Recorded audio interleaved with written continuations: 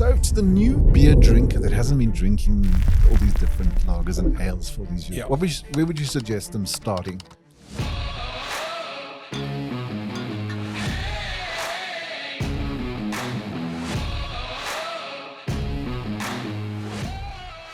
I want to talk about palate a little bit as well, because I've heard people say on a brand we used to do it on the lighter beers like the Corona or a Miller or something like that.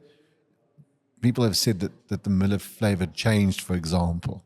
Whereas I believe that your palate changes as you drink beer. And as you No, get certainly. older. So, I mean, if I had to get somebody onto, if you see what some of the youngsters are drinking, things that are slightly more colorful, Right. slightly sweeter, more in your face, I would not go to them with, say, Castle and Hansa as an opener, because that's a refined palate, Yeah. getting used to bitterness and all that. I would go with something like Black Label, Okay. because that's got a reputation. People know it. Number two, it's often on campus, so people will have seen other people drinking it.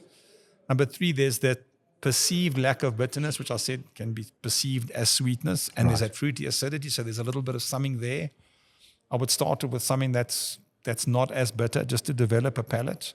And then also I would encourage people to go to some of the craft beer tastings and go to some of the craft festival where you've got beers that have got lots of flavors. Okay. If a guy wants a bit of a bit of bar defense, it's nice if you know a few beer styles. You can talk to your mates and also our SAB also makes a lot of what we call adjacencies or near beers with the brutal fruits and stuff. Where it's Flying fish. extra fruit, all that kind of stuff. So there's something and there's definitely a beer base to it, which once you're there, it's easier to change to another beer. And don't go and find a day where the beers are warm. Go and find a beer Nice where the ice days are cold, cold. You got to tick a few boxes there to make sure that you land your first landing as a student pilot. You don't want to bounce too many times.